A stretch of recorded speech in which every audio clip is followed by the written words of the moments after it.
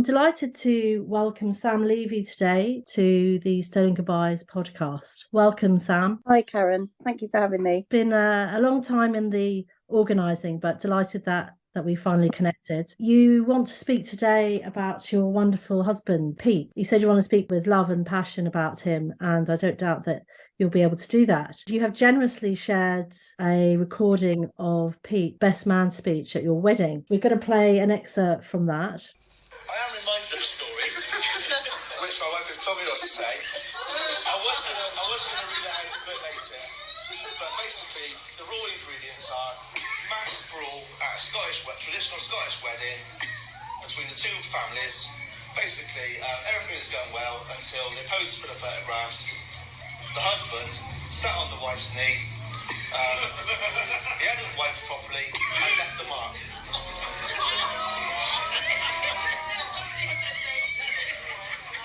I register it. That's just you make the story yourself. That's the whole. How does it feel? I mean, you've listened to that many times since he passed. What does it mean to you to have his voice on a recording, to be able to, to listen to him again? It's amazing. I love it. There's only so much your brain can hold of that person, and sadly things do get lost over time, and it's just how we are. It's not because you miss them less, but having something I can watch and hear his tone and his cheeky way of delivering, it means everything, that I can see him be a bit cheeky, and yeah, it's lovely. Is it almost like having him back in a way? Yeah. A comfort. Yeah, I do have one other very small clip of us playing pool, because he bought a pool table and he wanted me to record him for all his workmates so he could show them. So it wasn't a lined up shot, but he said, "Are you filming?" I said, "Yes." And he shot and he said, "Oh, piss." And I just laughed at him because he was laughing because he missed it completely. Just capturing the essence of who he was. That's what these videos do, and it reminds me and keeps him very much alive in my mind. Can you sum up his essence? Funny, grumpy, and everyone who knows him will attest to that. He was a grumpy so-and-so. He really loved me and I really loved him. And we did have friends call us Paul and Mary from Father Ted, a couple that fight all the time. We would very often have just pointless arguments when we were together with our friends, but it was part of who we were as a couple, and it was never anything but daft little arguments. It was, never anything important or massive. It was always silly little things. So funny, grumpy, just loving, very loving. He was a very good friend to so many of his school friends. They all kept in touch, and I'm actually seeing some of them in a couple of weeks' time, and we do keep in touch. Oh, that's really lovely. And the outpouring of messages of love for him from his work colleagues and all of his friends was just lovely. Really, really nice to see. Meant so much, because I know how much he meant to them. And you said he had a bit of a potty mouth. Oh, yeah. If he could get away with saying something, he would. Humour was a bit close to the bone. Oh, very. Can you give an example of that you can share? Or... God, it's hard to pin it down sometimes. There's one, but it really is, it goes beyond the bone. But if he was really hot, he'd say he was sweating like I don't know if I can say it, because it really is a bit, no, I won't say that one, it's too close to the bone. But yeah, he'd make reference to things that no one else would think of. But other phrases he'd say is, "Oh, he's shaking like a shitting dog," that sort of thing.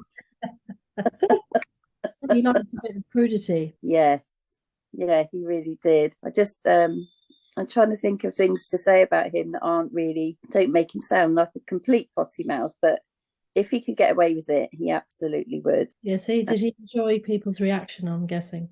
Oh yeah. Yes. He did.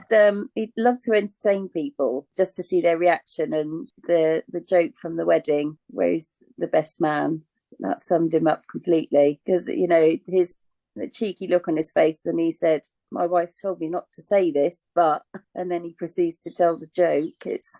That was him. Yeah. He also would come up with daft ideas that no one else would even think of, And he said, why can't they do a rent a coffin scheme? So you'd have, all bells and whistles coffin. Yeah. And then you'd rent it out to the next person. You'd just be transported in the coffin to the gravesite, isn't it? Oh, and then taken out. Yeah.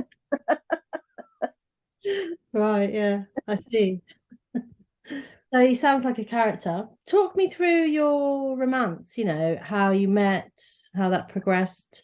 You said he was a bit reluctant to get down the aisle. Bring me back to the time when you first met him. So I grew up in Reading and he grew up in Bedminster in Bristol, and he got a job with Prudential and they seconded him to go and work in Reading. I was out one night. I was a student nurse at the time. He was out at the same pub, and it's quite a famous pub in Reading called the Purple Turtle, and it's an alternate pub, and it was the friendliest pub I've ever known. We'd go down there numerous times a week, student life. He was down there and I hadn't seen him there before. And the person I was with, she looked over and she said, what about him? And I looked over and I said, oh, no. And she said, no, for me. I said, well, if you like that sort of thing, then yeah. Anyway, he ended up standing quite close to us. And where we were sat was a long bench along the back wall. And I said to him, you can sit down if you want, because it's a free-for-all, that pub. You sit wherever you like. And I remember us chatting. But the one thing I do remember is him saying, you're lovely, you are. Oh, the West Country accent. Yes. Although when I met his family, he didn't have a West Country accent because they really are West Country. But yes, he definitely did. And we ended up going on a couple of dates. The first time he came to pick me up, he walked me out to his car. And I was looking around thinking, please don't be that white manta. Please don't be the white manta. Of course, he goes straight towards it. I'm thinking, oh no. And then he gets in and he puts on a pair of NHS glasses. I don't know if you remember them, the great big black rimmed glasses. I used to wear them, yeah. Yeah. And I sat there and I thought, okay.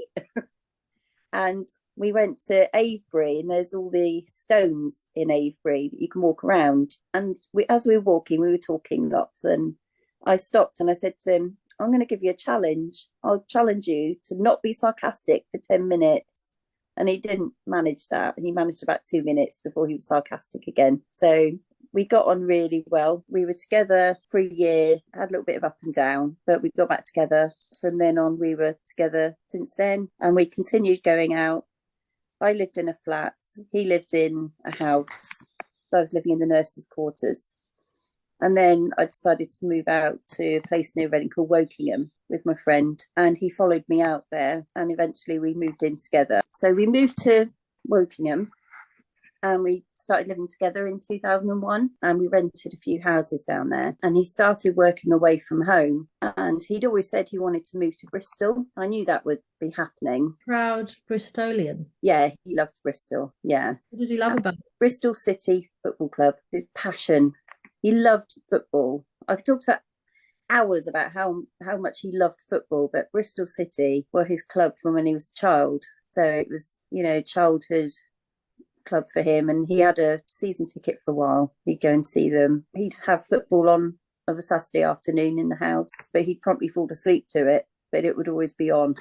From Wokingham, we moved back to Burnham-on-Sea near Bristol, because it was the best place for house prices. And then we lived here since 2004. Took me to Weston-super-Mare Hospital. And you said he was a bit slow to go up the aisle, but once that happened, then he was very, very committed husband. Yeah, so he was never really forthcoming. It's almost like he was a bit coy about all of that stuff, proposing and doing that. So I decided, right, I'm going to say to him, we're going to do this. So I gave him an ultimatum while standing in front of the football. And after 7 days, because I gave him 7 days, he said, well, we better get you a ring then. We got married in 2007 and it was on his birthday. Just happened that Saturday was his birthday. What date was that? 25th of August, in a beautiful place near here in Wellington. And we had the whole place for the whole weekend.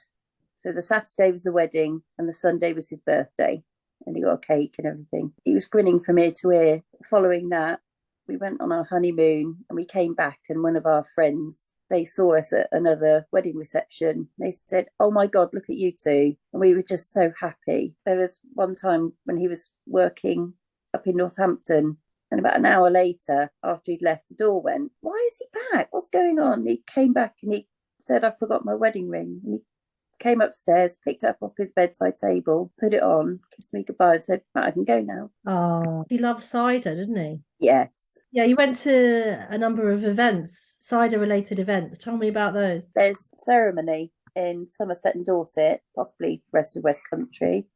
It's called wassailing, and cider farms have their own ceremony. When you go, you have a poem that you recite, and it's all about blessing the apple trees for the next harvest year. So they bring out a white girl on a chair, walk her through the trees. They nail some cider soaked toast to the trees, shotguns through the trees, and the shotguns are to ward off ghosts and bad spirits from through the trees. Sounds like a lot of fun. It is. And then you go in the tent. I mean, we're talking middle of January. It's freezing, but it is a lot of fun. And you go back in the tent and you've got live music, lots of cider, and you have a really good evening. And we went to quite a few of those, and we did take quite a few people with us, and yeah, it was a real good laugh that evening. But it was bitterly cold some years. We've been to a few cider festivals. He's loved those. There's a farm near us, and he's called Roger Wilkins Cider Farm up in Mudgley, and he's actually been on TV with quite a few. So his favourite cider? So we used to go to a cider farm called Roger Wilkins in a village near us called Mudgley. Had TV crews go up there with chefs, etc. He's well known, but he's a no-nonsense, down-to-earth farmer. I don't drink cider personally, so Pete really was onto a winner with me, because I'd drive him up there. The tasters that he'd be given would be half-pinters in the dimple glasses. So they'd be drinking quite a few ciders, and then he'd buy what he wanted, and then we'd come home. And we very often would go up there and buy some cider and some cheese, bring it home for all his friends to enjoy as well. And since his passing, we've got some new cats, because Pete and I had cats together. And I've called one of them Roger, after Roger Wilkins. I think you would approve. Yeah. What colour is the cat? The black cat with 3 legs. Why 3? He landed awkwardly, jumping off a fence, and then proceeded to do it again and severed a nerve. So he had it amputated, but he's no worse the wear for it. He bombs around the place. Good company. Yeah. Bring me back to, Pete passed April 7th, 2020. Is that correct? Yeah. Bring me back to the time before that. What was going on in your lives? I was working full-time as a staff nurse up in Western General, in Weston-super-Mare, and he was working full-time in Northampton in finance in Nationwide. I'd come home one Saturday, middle of March, and started coughing whilst I was sat next to him. And I took myself to bed and I said, "Don't come near me." I didn't feel unwell, but I was highly suspicious. On the Sunday, he decided he was going back. I told him, "No, you can't. You have to self-isolate." He decided no, he was going back. To Northampton to work? Yeah, he'd been told he was a key worker, but he dealt in PPI complaints. I don't know how that's a key worker. I pleaded with him and said, "Don't go back." And he said, "No, I'm fine." And he went back, and I was in bed for 2 weeks with COVID. And then as soon as I was well enough, I got the train to Northampton. Now, this was before any of the face masks were about, so I could have still been spreading it. I don't know. Got to Northampton, got to his flat, and I walked in and I looked at him and I thought, oh no, he was grey, and I knew straight away. I've been a nurse for many years and I know somebody's sick. He didn't want to go to hospital in Northampton, so we came. I said, okay. So I drove him back and we went straight to the hospital. They wouldn't admit him through A&E. Why not? I phoned through and I said about his breathing rate, his heart rate, his pallor, and the receptionist said, "Oh, they've said ring 111. She spoke to a doctor. They wouldn't admit him, even though you're outside the hospital. They wouldn't admit him and ask you to phone 111. Yeah. At that point in time, I was his wife. I wasn't his nurse. If he'd have been my patient on a ward, I would have been ringing the doctor to say, get here now, because I could see just how unwell he was. As his wife, you don't have that power. You don't have that authority. You're his wife. So around 111, that was a debacle in itself. They said, oh, I'll give you a number to call. And it was the GP. And Pete was sat in the back seat the whole way back because that's where he wanted to be. And I said, they want me to ring the GP. And he said, can we just go home? I said, okay. So I brought him home. We sat in the lounge. I'd rung the GP. The first person to call me back was actually a paramedic who worked at the GP. And he said, hello, I'm so-and-so. And I just spewed out a load of his observations. And he said, okay, hang on, where do you work? I've worked all over, but I've worked in intensive care, I've worked here, I've worked there. He said, okay, an ambulance is coming. So the ambulance crew turned up and I knew the ambulance driver, and they just had a paper mask, plastic apron and gloves as protection. And I said, is that all they've given you? She said, yeah. It's awful. So that was on the 6th of April, all this happened. He managed to walk to the ambulance. It was probably the last time he walked. And as he was laying there, I said, I won't kiss you because I'll be seeing you soon. And don't go to intensive care because I'm starting work there tomorrow, joking with him. And he half smiled at me because he was so poorly. And that was my goodbye. And we never saw each other or spoke again. I was fortunate enough to know the anaesthetists at the hospital because I work with them. And the anaesthetist who was working that day went to A&E to see him, and he phoned me and he said his chest x-ray is horrendous. He had pneumonia in both lungs, and as it would turn out, he also had clots in both lungs. And then that night he didn't go to intensive care, but he was put on the CPAP mask. And then probably about 5 a.m, they moved him to intensive care. And I knew the girls on intensive care. And one of the girls, she'd been looking after him that night. And she said, you've got a real good one here, haven't you? I said, yeah. I said, can you just tell him I love him? She said, oh, he's asleep at the minute. And I said, oh, don't wake him, because I knew how tired he was. And I kept in touch with my colleagues. And it was 10:30 that morning that they intubated him, put him on a ventilator. And my thought at that time was, oh, thank God he's got a ventilator, because there were all the concerns countrywide about how many ventilators that we had. And I'd actually sat with one of the anaesthetists before all of this, and we were thinking about all the ventilators we had in the hospital, and we were counting them, and our trust doesn't have all that many ventilators because we only have 300 beds. So whenever I talked to them, I was in nurse mode, and I was thinking, right, okay, he's on the ventilator, okay. And I would take each step as it came. And I kept in touch regularly. And then it got to 7:30 that evening, and I spoke to another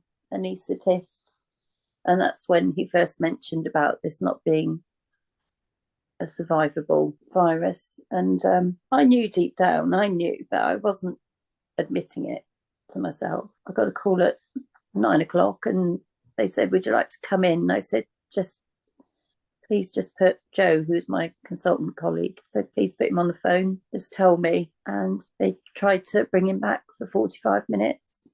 He was gone. Oh, right. From the time I picked him up to the time he passed was less than 48 hours.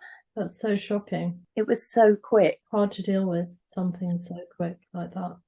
Yeah. And it's the worst thing for me is I couldn't ask anybody else to go and get him because I couldn't put them at risk. I was too sick to go and get him. I couldn't see him because every time I rang him, he was in the dark because he had a bad headache. And I said, please let me keep an eye on you and I'll ring for an ambulance if you're bad. But that's not really a plausible solution. And I don't think he understood how unwell he was.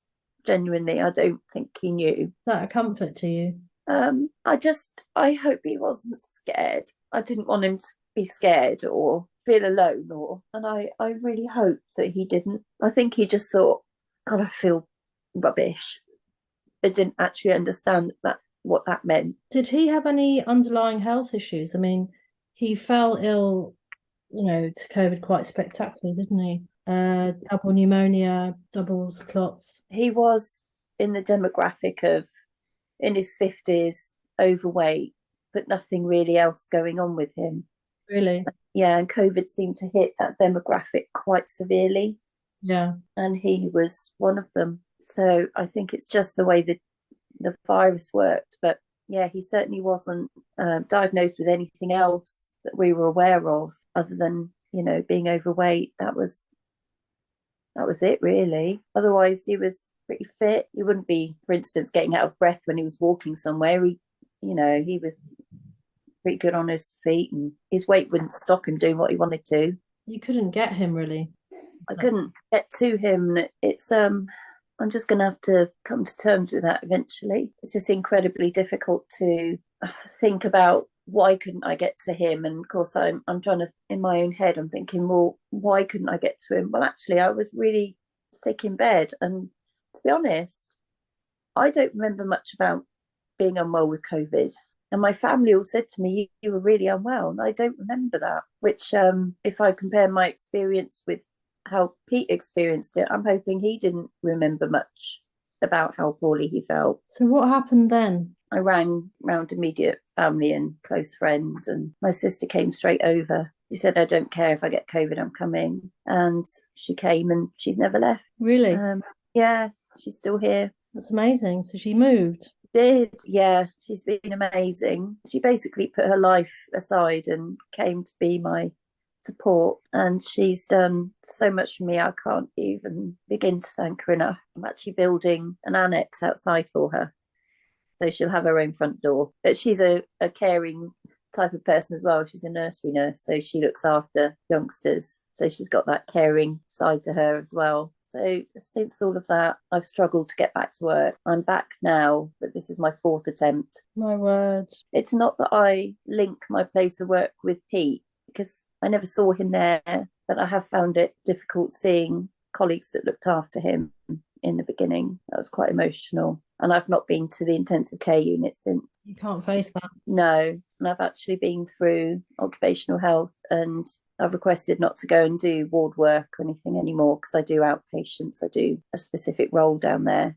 And I can't face the possibility where we're giving bad news to relatives, because I won't be able to cope. Is that because it would make your loss feel too real, or can you explain? I wouldn't be able to maintain my composure. I would be very tearful. It would take me back immediately to when I lost him, and I don't think I would be of any use at all. It's still very raw, and it's still very unbelievable. I know he's gone. It's very hard to actually believe it, because, as you were saying in your podcast about loss throughout COVID, he went and nothing happened. Nothing, but none of the rituals. There were none of the goodbyes. And, you know, we had 10 people at the funeral, and I just feel like his life ended, and then nothing happened, and it's almost like he didn't mean anything. Yes, that him as a person completely delegitimized, not recognized. Yeah, gone, and we'll just carry on in the new restricted way of living that we have. And whilst I was attending his funeral with 9 other people, the thought of what they were doing in number 10 just, oh my God, I can't. Makes you wonder if these people have any form of conscience or a soul.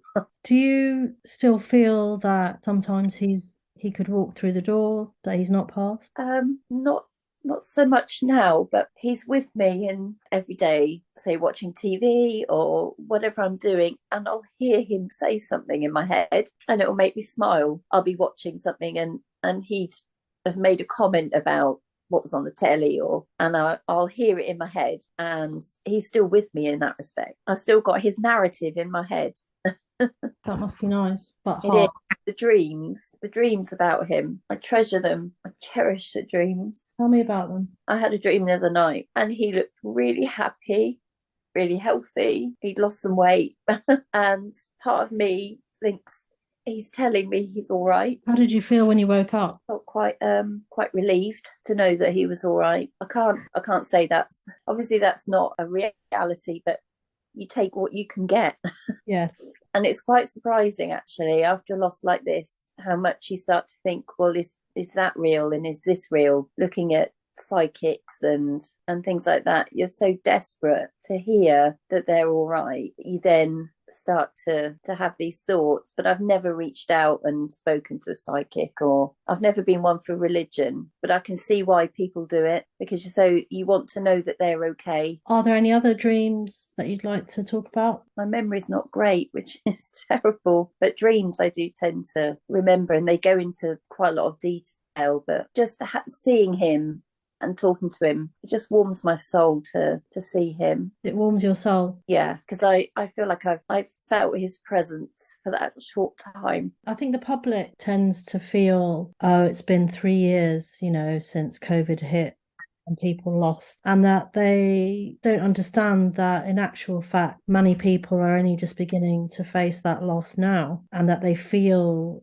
that they are still back, in the time that they lost the person. What do you say to someone who just cannot grasp that? I have met people like that. I say to me, it was yesterday, and the circumstances were like no other. And not having that goodbye has just put my grief on pause. And you don't know, even in the pre-COVID times, it would have been the most difficult and heartbreaking thing I would ever have to go through. I would have found solace in the companionship of friends and the warmth that you get from people who show their love for him when you're together. And instead it was like a cold, barren landscape where there was just nothing and there was no one. Yes, you had online and you could talk to people on the phone, but there's nothing quite like sitting with somebody face to face, talking about them and sharing tears and sharing laughter. And that has a devastating impact on your grief.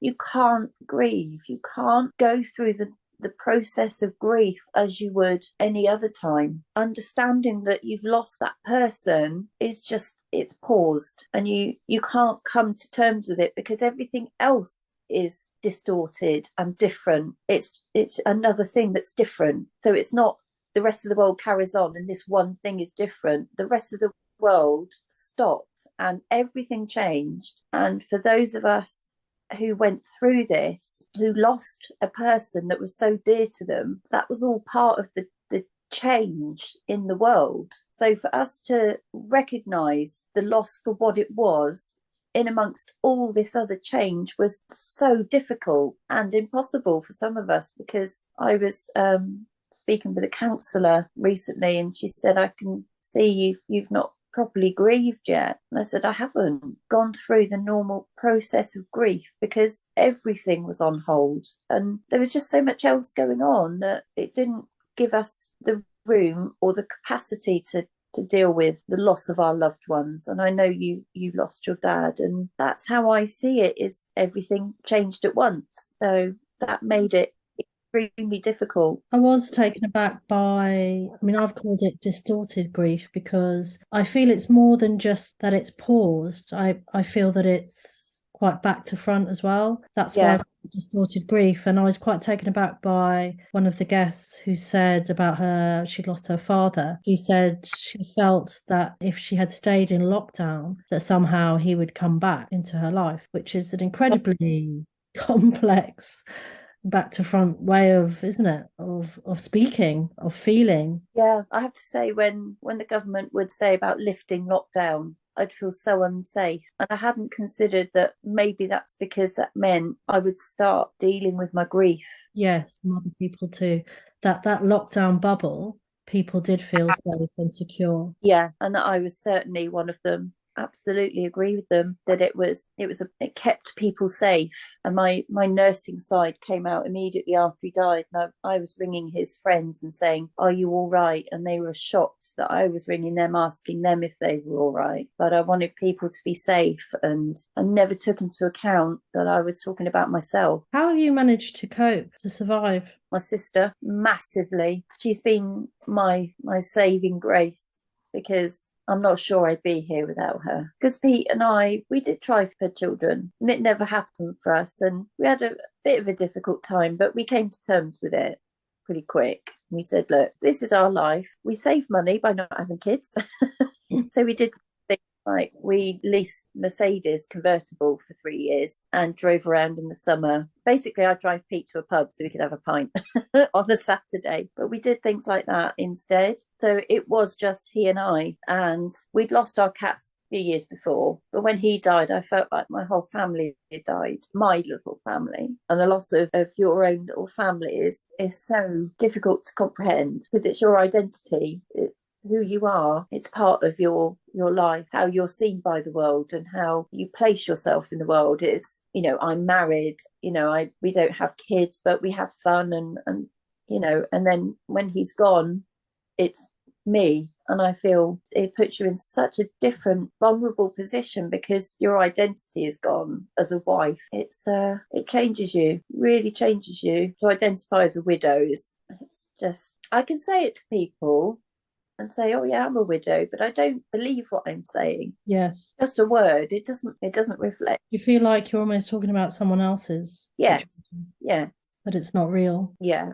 Like I said earlier, knowing he's gone and understanding that he's gone are two different things. Have you been able to celebrate him in any way or do anything like that? No, his family aren't that forthcoming, and that has been difficult in organising something.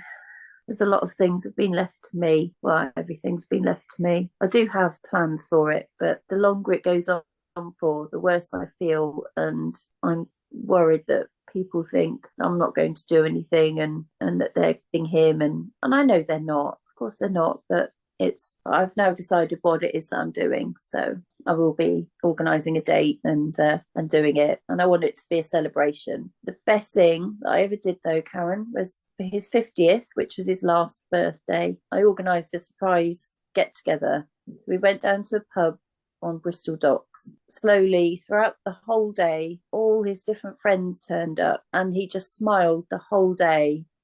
Wonderful. And I think he had the best day of his life, other than our wedding.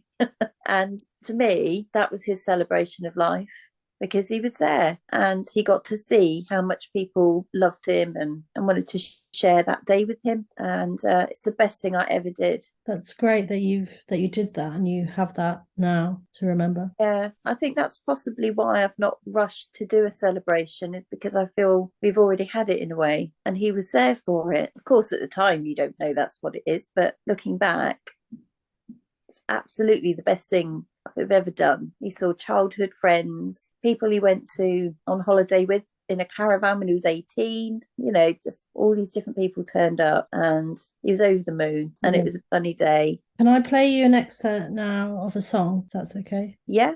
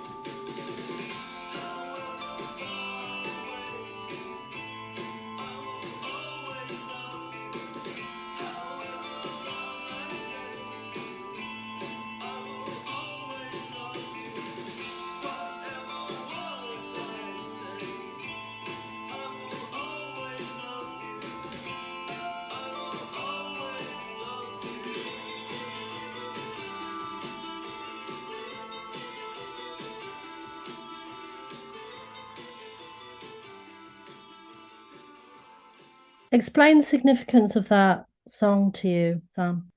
Became our song. Chose it for the first dance at our wedding, and I knew the song and I loved the words. I loved them. And we had our first dance, and after dancing I turned around, my sister was in floods of tears, and I said about her crying at us, shuffling on the spot for 2 minutes, but it meant so much to both of us. And we were on honeymoon in Las Vegas, and we went to see the fountains. That song was playing, and it's almost like it was everywhere we went. We'd got back from a night at wassailing and we were with our friends, and he put it on and we had a little dance to it. And then we played it for his funeral, and I read out a eulogy. My last words were, however far away, I will always love you. And it took on a different meaning after his death, but it still means the same. Can you sum up Pete's legacy? Larger than life, funny, lovable, and the love of my life. You were very fortunate to have him and to have found each other, I must say. It sounds like a really gorgeous relationship,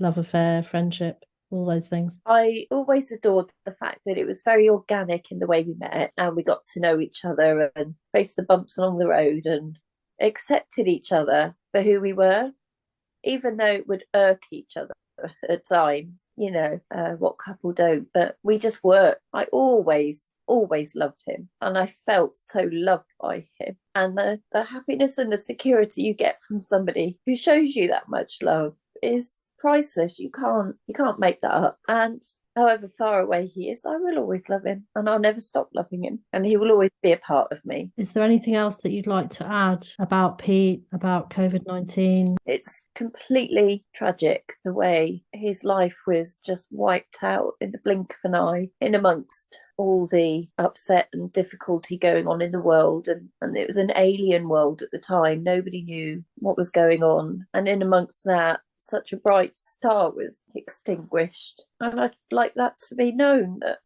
he was there and then he was gone. And it was like it never happened. And as for the government response, the 8 Cobra meetings that weren't attended by the PM, the lack of PPE, the lack of response, the lack of direction from the government is so infuriating. I can't begin.